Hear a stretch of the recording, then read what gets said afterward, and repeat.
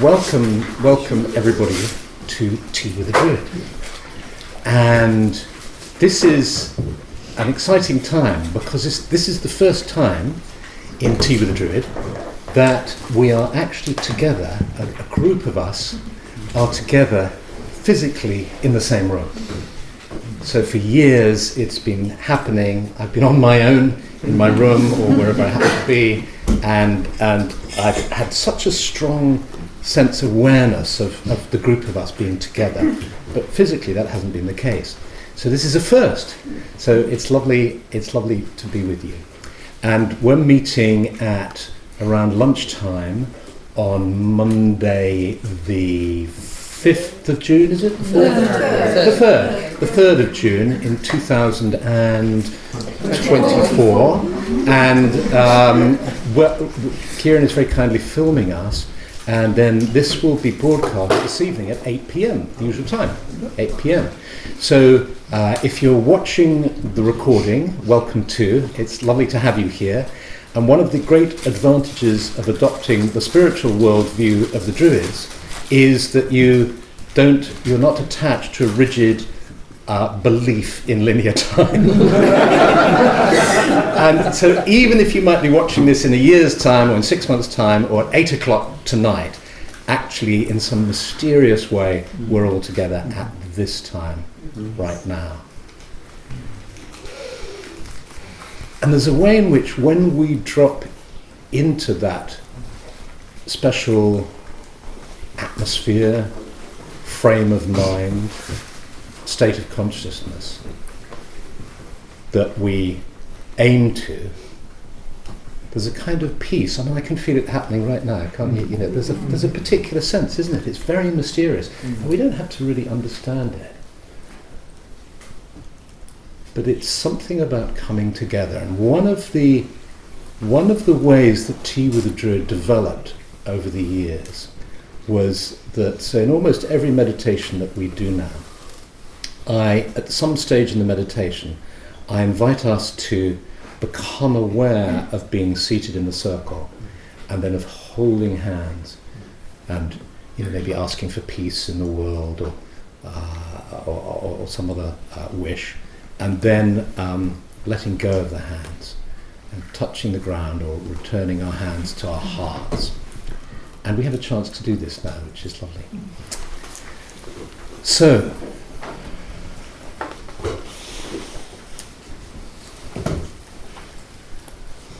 the other aspect, I think, which would be really interesting to explore is, of course, the interactions. It's pretty one-sided, Tea with a Druid, because I've got the mic, but people do comment, and it's lovely to read those comments. And despite that limitation, there is a sense of community here.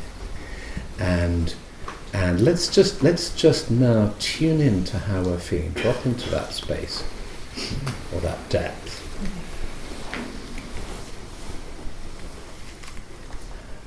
And then just ask yourself for a word that just states how you're feeling. How are you feeling at the moment? Let it bubble up.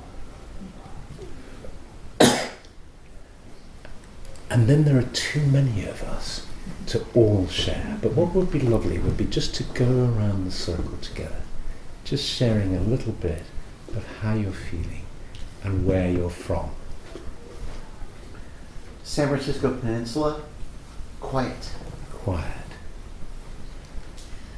Sorry and excited. Surrey and excited. David from New Hampshire, USA, and I'm feeling really content. Content.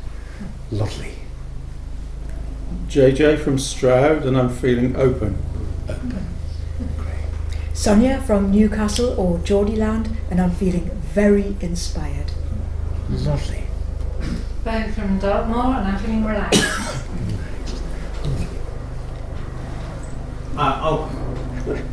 Rumi.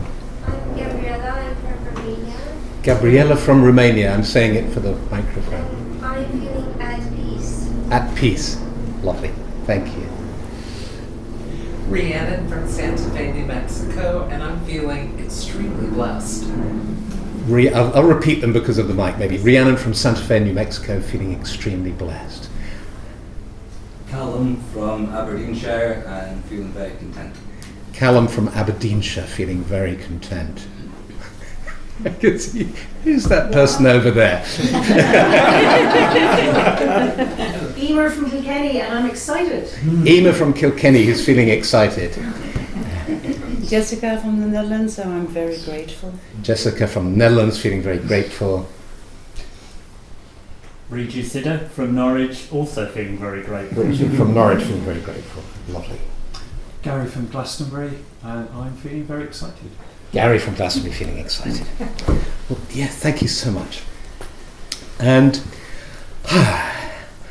the energy here is so strong. We've had such a wonderful weekend. And for those of you who are watching this as a recording, in this room, we've all gone through an intense experience over the last few days of a tremendous coming together. 300 of us at the Strode Theatre in Street with wonderful presentations and meditations and workshops and music, and this is carrying on into what we call the Fringe, which are events in Glastonbury in different places.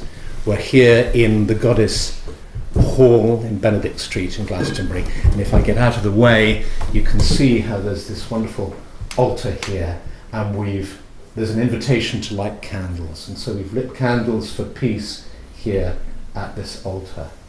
And there's a beautiful atmosphere in this room, as there is a beautiful atmosphere in Glastonbury itself. And my feeling is we should let's drop into the meditation now, because it feels like we're all ready to do that. And then let's chat afterwards.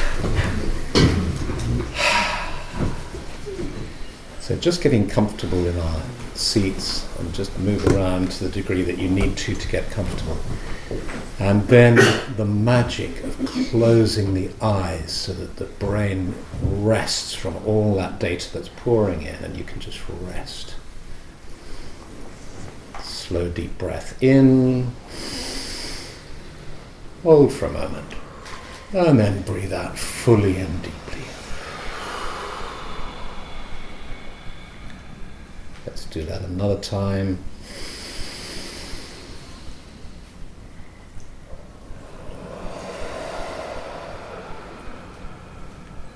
And then a third time.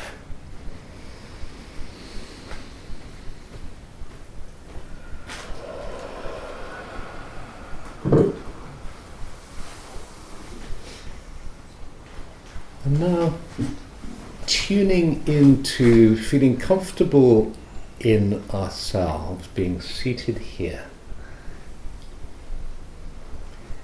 We can just, if it feels okay for you, we can just start to open up to the wider landscape that we're seated in. So we're seated in a hall that's beautifully decorated, and in a street just a little bit away from Glastonbury Abbey, with the Tor and Chalice Well a little further away. But what we're going to do is, with our imaginations, we're going to imagine that the walls and the floor and the ceiling are just melting away, and that we're just seated in a circle in a sacred grove. The trees are around us, but they're youngish trees, so we can see the Tor in the distance, and we can sense the landscape. And we can sense how each of us has come on a pilgrimage to this place. So we've heard how people have come from as far away as San Francisco and Romania, from all over, to converge in pilgrimage to this special spot on the land. And for those of you who are watching the recording, you might like to imagine now that as the walls in your room just melt away and you find yourself seated in a grove, you too have come to Glastonbury, and you're with us now.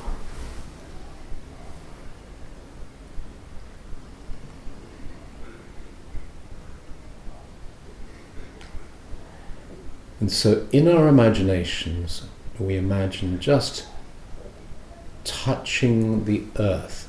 And as we touch the earth, we come into contact with the consciousness of the earth, the energy of the earth. We feel how alive it is. And without trying to understand it or even put names and labels on what we're sensing, let's just sense into the earth here for a few moments.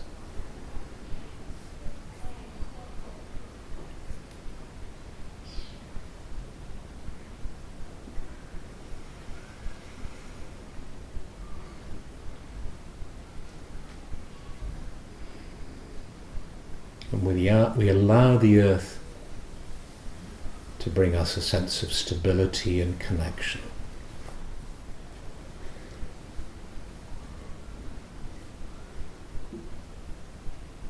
Allowing our awareness to tune in to the healing power of the earth here.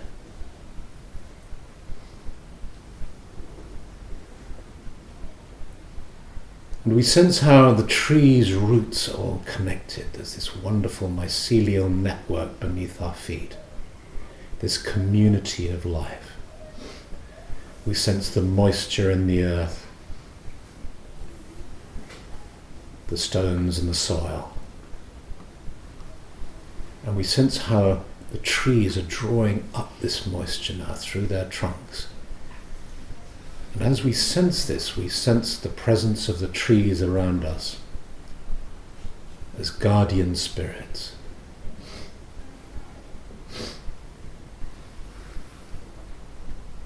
In particular, the oaks that are here.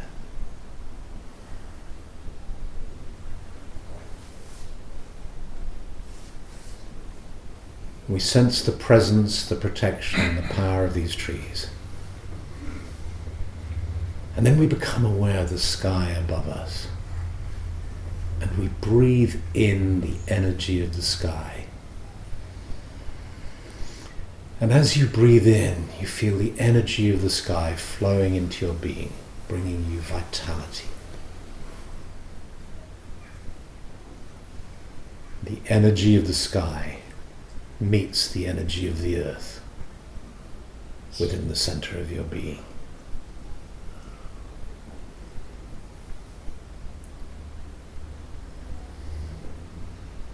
And we become aware now of having come here on a pilgrimage and sensing just a little way off the magic of the Tor, the magic of Chalice Well beside the Tor. These two hills that are so different in shape and yet belong together in the landscape. And then between them and nestled at the foot of Chalice Hill, Chalice Well and Chalice Well Gardens. And let's make a pilgrimage now in our imaginations, just travelling across the green earth towards Chalice Well. And it's different now. We may have been used to walking the streets of Glastonbury to get to Chalice Well. But now we're walking along green paths, scent of flowers and trees heavy in the air. The energy of the sun as it builds towards the summer solstice in a few weeks' time. As it's warm with just a light breeze.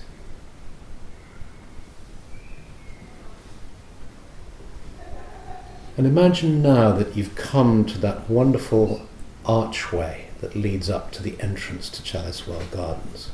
Its beautiful flowers. And you're walking through this archway of flowers, honeysuckle and roses, walking through. And then gradually walking towards the well.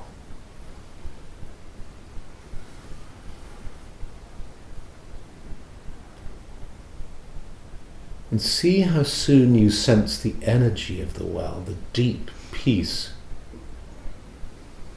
the energy of the goddess that emanates from this well. See how you sense it as you approach it.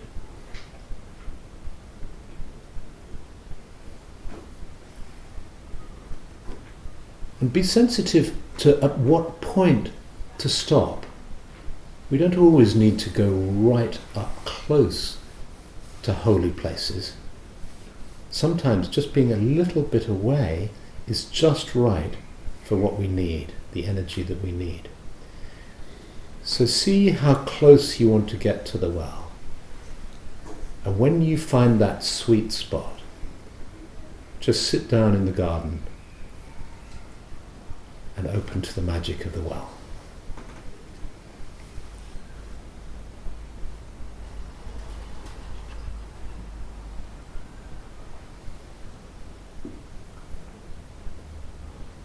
O Brigid, goddess of the holy well and of the flame, may we be blessed by your presence, blessed by your water.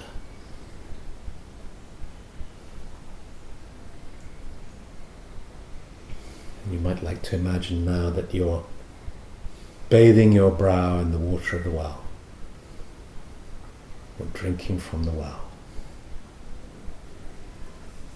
Being blessed by the goddess, blessed by the well.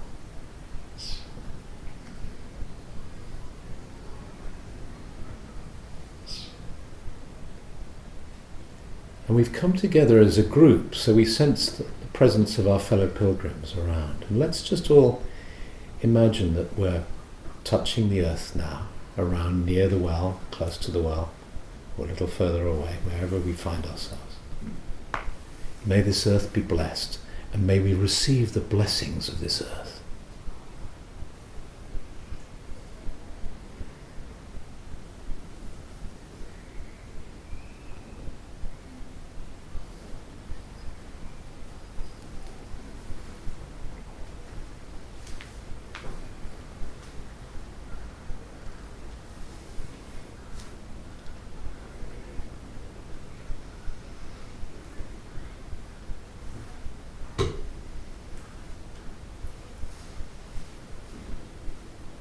And may we remember in our hearts and our minds and our bodies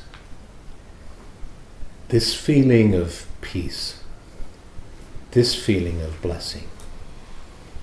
In the future, wherever we are, in whatever circumstances, may we be able to tune into this moment of peace, the blessing of the well, the blessing of the goddess.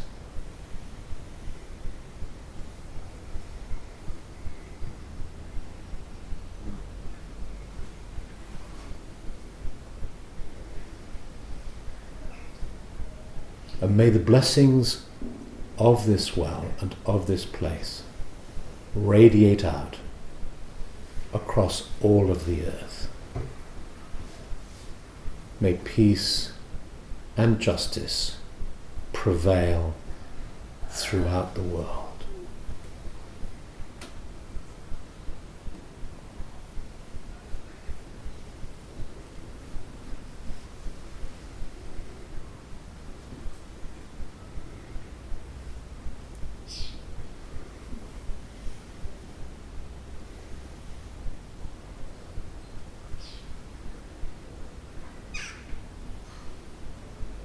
And then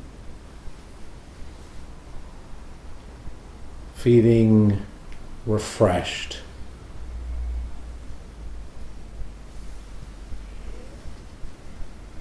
heart opened, at peace. Let's just begin to very gently and slowly take our leave of this sacred well and of Chalice Well Gardens in a way that allows us to carry the energy of this place, this sense of peace and contentment in our hearts as we return under the archway of flowers, blessed by honeysuckle and rose.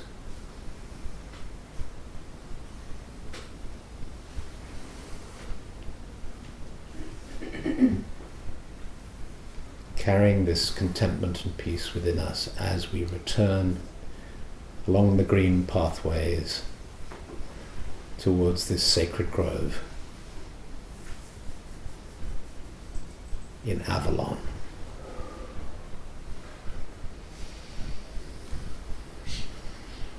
And we find ourselves back in the grove, seated in our circle.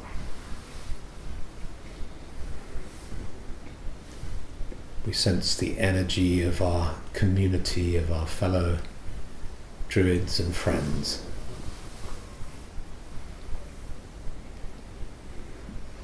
And as we do this, we start to sense the magic of this incarnated world, of this physical world, returning to our awareness, sensing our physical bodies, feeling that peace deep within our physical bodies, sensing our fellow companions around us, sensing ourselves being seated in the Goddess Hall in Glastonbury, together now.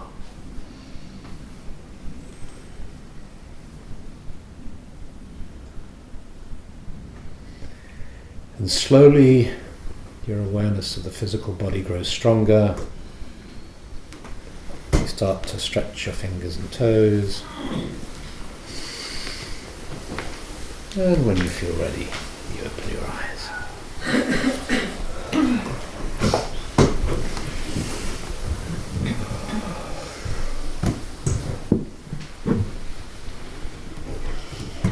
And when we started this meditation, I said we could all hold hands.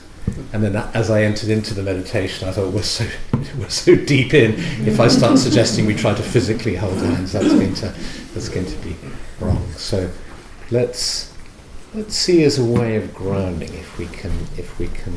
Let's just see if we can do this thing. Gently stand up. There are sort of three. There are 2 or 3 circles.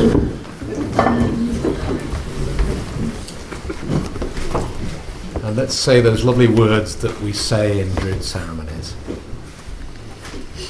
We swear by peace and love to stand, heart to heart and hand in hand. Mark, O Spirit, and hear us now, confirming this, our sacred vow. We swear by peace and love to stand, heart to heart and hand in hand. Mark, O Spirit, and hear us now, confirming this, our sacred vow. We swear by peace and love to stand, heart to heart and hand in hand. Mark, O Spirit, and hear us now, confirming this, our sacred vow.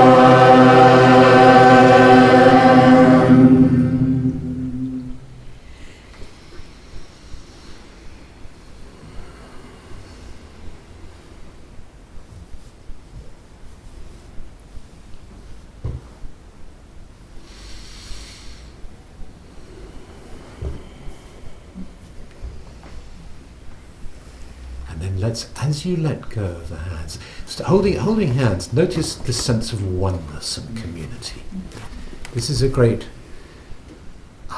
aspect of being human is this sense of being one, opening to this mystic experience of oneness. Then squeeze the hands to either side gently, and let them go, and then let your hands drift up to your heart. And then the other mystery, you are unique. Each of us is one. A whole universe within ourselves. Unique. Whole. Paracelsus, the great alchemist, said, within every one of us there is a heaven whole and unbroken. Pointing to the mystery that even though life can often break us in so many different ways, even so, deep within us is a heaven whole and unbroken. So this wonderful paradox that we're unique, we're individuals, and yet we can also open to oneness, to be together. Deep breath. And then let's sit down.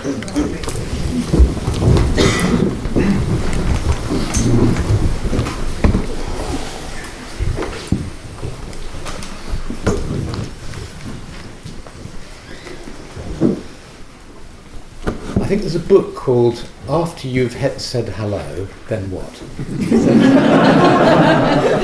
And it's often how it feels after a meditation like that. It's like after you've been in that state of mind.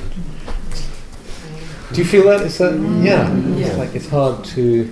There's a lovely cartoon of two monks, an old monk and a young monk, sat on a bench, and the young monk says to the old monk, "Is this it?" Yeah,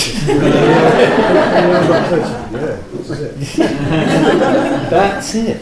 That's it. Is this it? Yeah. The paradox that we're striving for something. I mean, we've all made an effort to come here. If it is so easily obtainable, and it really is it. Merry thisness. Sorry? Merry thisness.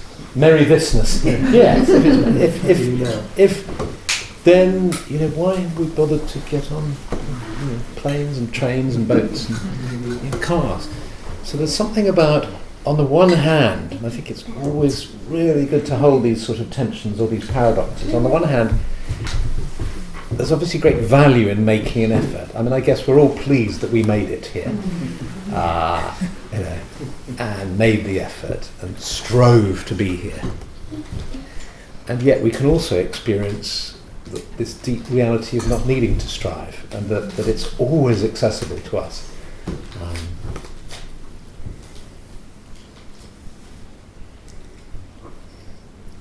So what should we talk about? In Tea with the Druid, as you know, I tend to talk about something for 10, 15 minutes, then we have a meditation for 10, 15 minutes. That's the sort of formula. And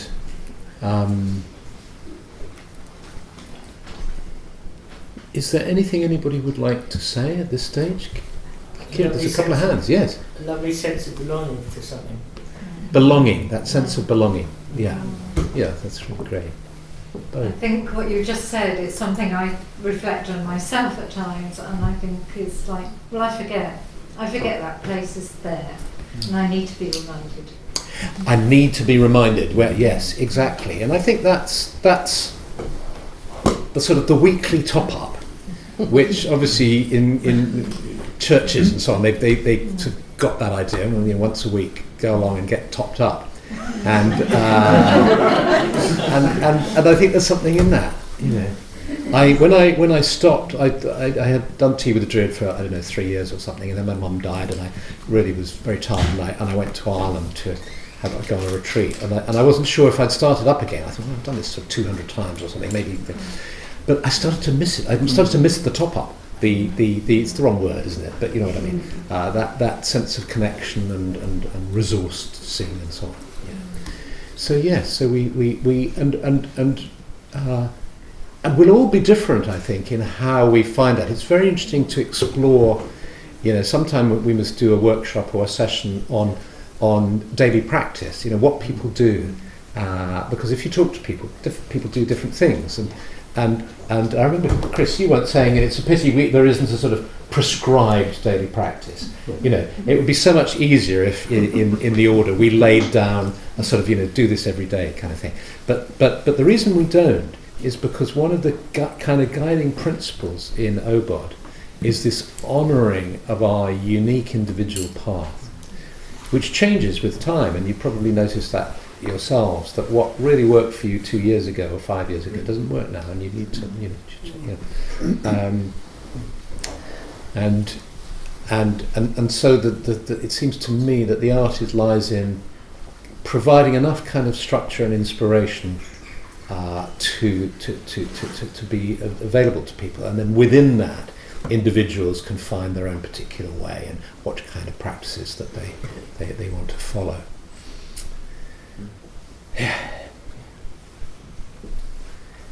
So I'm just enjoying looking around at everybody, because it's, you know, because when Dave first suggested to me doing Tea with a Druid, he said to me, this is about 4 or 5 years ago, and he said, I've just done this thing called Facebook live streaming or something. and he said it was extraordinary. I played some music and there were 500 people watching or something like that. You should try it.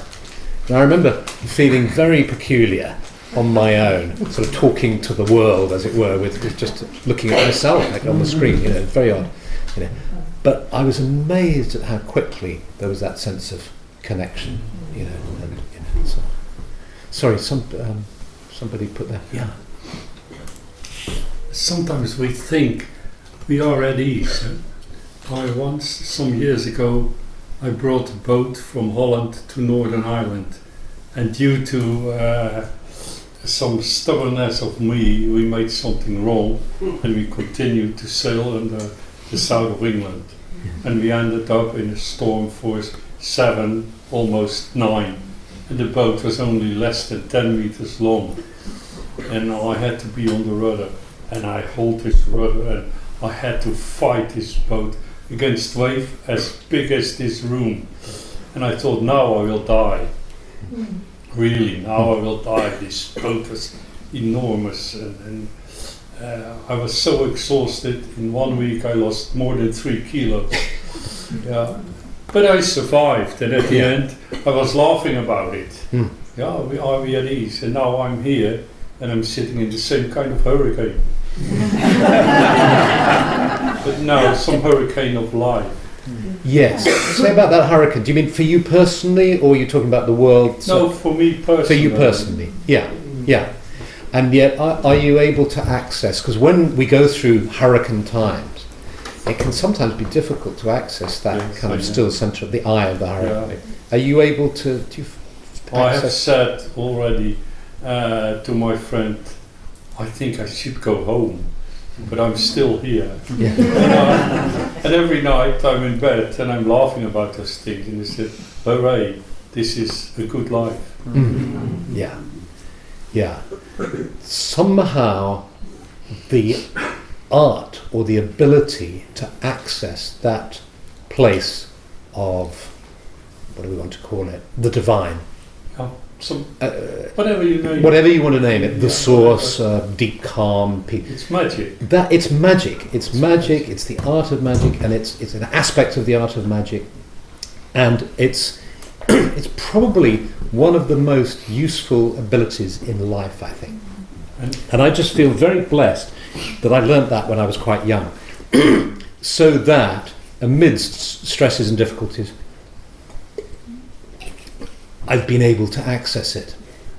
Because when you, in my experience, when I can't access it, it's tough.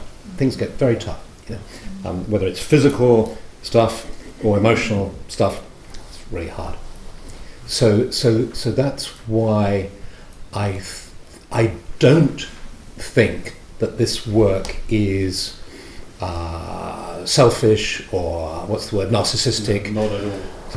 You know, I don't think we're all on a you know. There's a critique of this kind of work that we do, which is that look at the mess out there in the world, and you're here going on. You know, so look at, you know, get out there. You know, and I absolutely don't buy that, because it's, you know, the best analogy is, you know, the goose that laid the golden egg. is you have to take care of the goose in order to be of use in the world. And I know I can be of more use in the world if I'm feeling connected and, I have 3 kids and they say, Dad, you're crazy. You're crazy. But Yes. still they come to me and ask me for advice.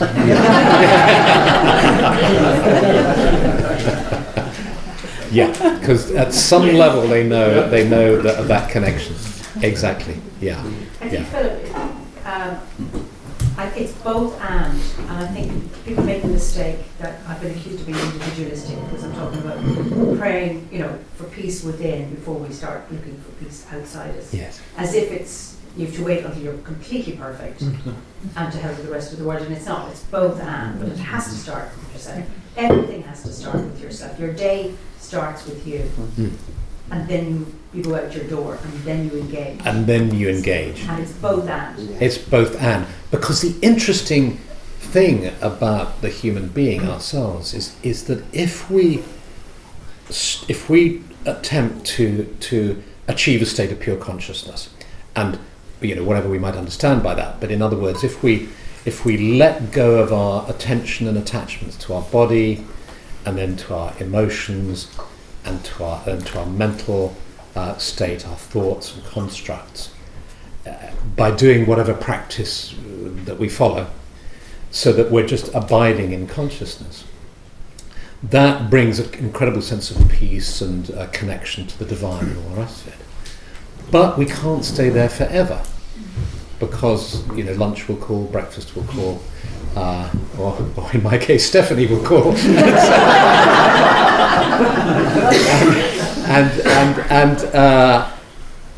and so we as incarnated beings also do. We have this at the heart of who we are as divine beings. We are both people who are beings who need to simply be and rest in being. Also, we're doers. We do, which is why the will is such an important function that tends to get kind of not really given sufficient attention in psychology, for instance. But the function of the will, and then that point. So if we look at it from a kind of Druidic perspective, then that becomes very interesting, because first of all it says, okay, there's the way of the mystic, which is to achieve union. The mystic, that's the whole point of the mystic path, is to achieve union. And when we're tuned into that, we might get that feeling, I really want to just live in a cave, or maybe I should go and live in a monastery. Now, I'm sure it's occurred to all the men in the room, they want to go and live in a monastery, and maybe, I don't know, there's a silly joke in there somewhere, I won't go there. But it occurs, when life gets tough, you think, I'll just check out. And then I have a friend who went to the, Mount Athos, which is, women can't go there. Yeah. It's like, and he said the guys you meet, they're extraordinary. They're escaping from all sorts of things. You can imagine all the sort of stuff they're escaping from to be, anyway. But I suddenly realised we were recording this.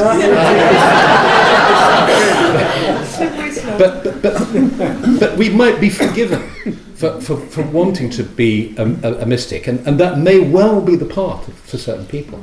But what I suspect is that for most of us, we need to fulfill that need to connect to the divine and to simply be, immerse ourselves in being.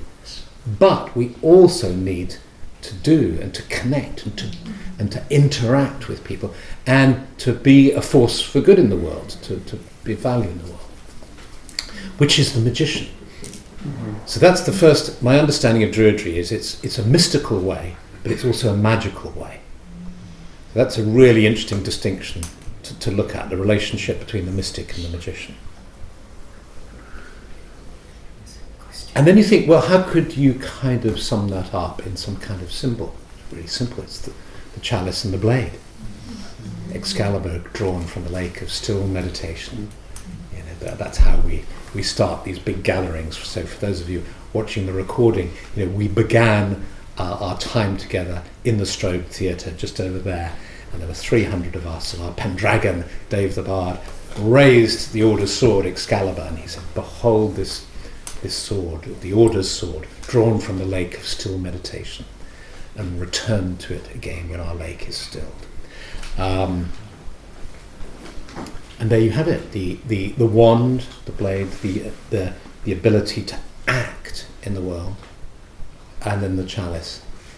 And I think one of the reasons why, for instance, why a meditation to a well, as we did just now, can be so helpful, is because it lets us go into that mode of just accepting, surrender, being, and just because our world is imbalanced, isn't it? It's out of whack, because it's a world of the sword, not the sword taken out of the lake of still meditation and connecting with the divine, but the sword that's become disconnected from the lake of still meditation and from the feminine and is slashing. Yes. How can you know how to balance those? How can you know that you're not using too much of the sword or too much of the chalice? So the question is, how can you know if you're using whether you're using too much of the sword or too much of the chalice? And how to balance it? Yes, thank you. I think that's very interesting. These are just my thoughts, which I'll just share with you. One is that the problem with thinking about balance is that it can inhibit our learning and our growth. Because if we're all thinking about a need to be balanced, part of growth and development involves being out of balance, involves sometimes going too far. Because it's only when you go too far that you realise, I went too far. That's too much for me. And you learn your limits, and you learn, so that there's part of, which is why, when you're bringing up children, you have to allow them. It would be really wrong, wouldn't it? It would feel really wrong to bring up a child trying to keep everything in balance all the time. They need to. So there's that. I think there's that sort of precept maybe to hold. So not to kind of tyrannize oneself with the concept of balance. What else? Well, I think one really helpful way is to think about it in terms of our relationships with people and the way we converse with each other. Because, the way we tend not to listen very deeply tends to be the case. And, what you learn, or, one hopefully learns, is that if you learn how to listen really deeply, that's an incredibly powerful thing to do. You can really receive so, when you train, when you train as a therapist or whatever, that's a major part of learning, and being with children, that's a really, really important thing to do. And one of the things that's happened, of course, with the advent of mobile phones and all the rest of it, is kids are unfortunately less and less listened to. Because I'm sorry, darling, I'm just on the phone at the moment, and why don't you have my iPad and watch a movie or something. So I think learning how to listen deeply is probably a really good way. And because you can become imbalanced in that. And if you get a group of shrinks together, it's quite funny, because everybody's so in listening mode. I've been in meetings where nobody talks, because one of the tricks of the trade, Bo, who knows that, she being a therapist, one of the tricks of the trade is don't speak.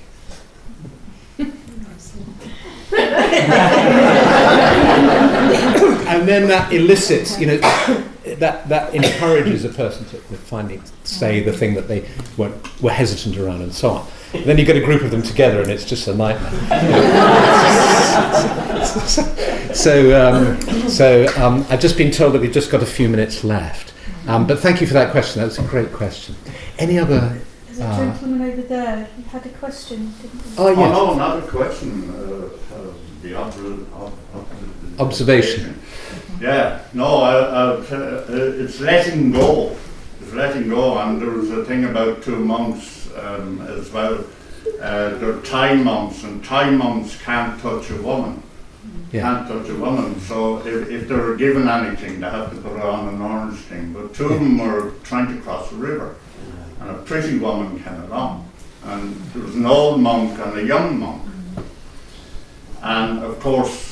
The old monk and they couldn't speak all day. They could only at night time, at a certain time, they could start speaking. So they have to be quiet all the day. So the old monk turned around and said to the woman, "Can I carry you across this river, this very thing?" And the young monk went, "Ah." So the old monk picked her up and carried her across, put her down. She went that way, and the two monks came that way. So the young monk is going down, going. The old monk is watching him. Of course, they can't say anything. The young monk is. So he's coming up 12 o'clock. He says, "What is your problem, young monk? You carried a woman across the stream. You touched her and you put her down. I let her go. You're still carrying her." Yes, thank you. Yes, thank you. Thank you. So let's close. There's some copies of a book that I've done with an artist, Jamie Reed, who is a Druid, and about the seasonal festivals, and with two other writers, John Marchant and Stephen Alcott. If you want to have a look at it, it's full of his artwork. And then I've written pieces about the eightfold wheel of the year. So you're welcome to see that. That's being published on June the 11th. So I'm experiencing what I experience at the end of every tea with a Druid, which is I want it to go on for longer. I do.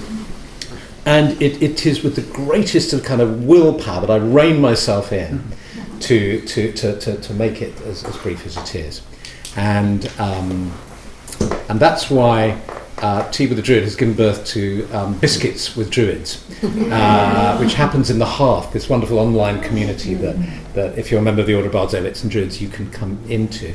And after Tea with the Druid, I'm going to try, I'm not going to promise to do it every Monday, but I'm going to try and cross over into the Hearth and do Biscuits with Druids, which is why it was so nice to have those biscuits from Holland. Thank you so much.